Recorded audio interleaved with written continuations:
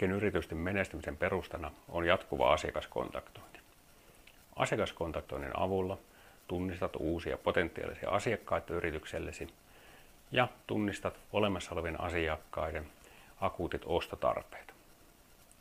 Tietämällä yrityksesi asiakaspotentiaalin tehostat siis lisämyyntiä nykyisille asiakkaille ja hankit parempia liidejä uusasiakashankintaa varten. Asiakasrajapinnassa toimivan myynnin, markkinoinnin ja asiakaspalvelun resurssit ovat aina rajalliset. Siksi yrityksen kannattaa panostaa näiden toimintojen parempaan kohdentamiseen. Myyntiorganisaation johtajana saat helposti hallittavan ja kommunikoitavan tiedon, jolla ohjaat myynnin aktiviteetteja ja siten parannat myynnin tuloksellisuutta. Asiakaspalvelun johtajana tuet yrityksesi myyntitavoitteiden saavuttamista ohjeistamalla tiimiäsi lisämyynnin toteuttamisessa ja parannat asiakaskokemusta priorisoimalla asiakaspalvelutehtäviä. Markkinoinnista vastaavana toteutat prospekteille ja asiakkaille relevanttia tarjontaa, luoden siten laadukkaampia liidejä yritykselle ja ylläpitämällä asiakkaiden kiinnostusta yrityksen tuotteita ja palveluita kohtaan. Asiakaspotentiaalin toteutus yritykselle on hyvin tuotteistettu kokonaisuus.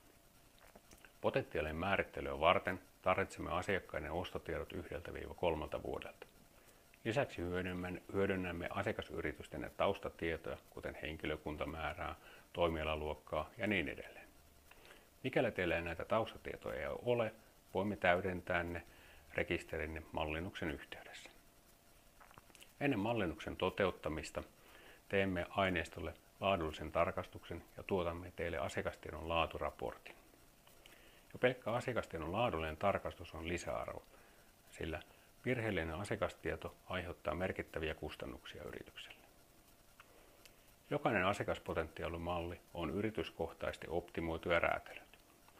Asiakaspotentiaalisuusmallin tulosten esittelyn jälkeen luovutamme asiakkaille yritysten potentiaalisuustiedot, jotka voidaan viedä asiakasjärjestelmiin operatiivisten toimenpiteiden toteuttamiseksi.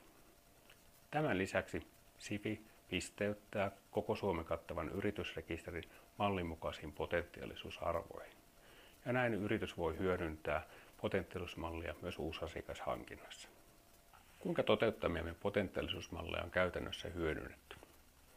Eräällä asiakkaallamme oli tavoitteena myynnin aktiviteettien määrän ja laadun lisääminen. Mallinnuksen jälkeen asiakkaamme toteutti kampanjan asiakkaisiin, joissa oli eniten lisämyyntipotentiaalia.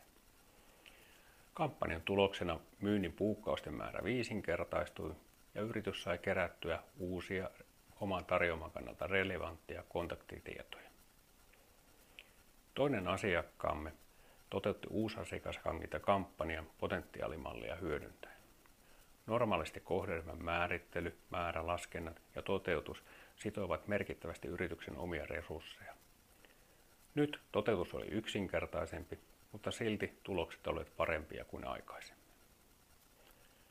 Kolmas asiakkaamme oli toteuttanut pitkäaikaisen tuote- ja palvelukehitysprojektin, ja yrityksen tavoitteena oli saavuttaa kasvua, kasvattamatta kuitenkaan myynnin ja markkinoinnin resursseja.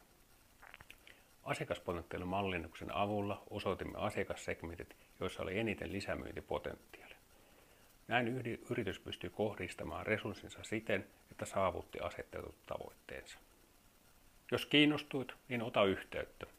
Niin keskustellaan, mitä hyötyjä asiakaspotentiaalisuusmallinnus toisi teidän yrityksellenne.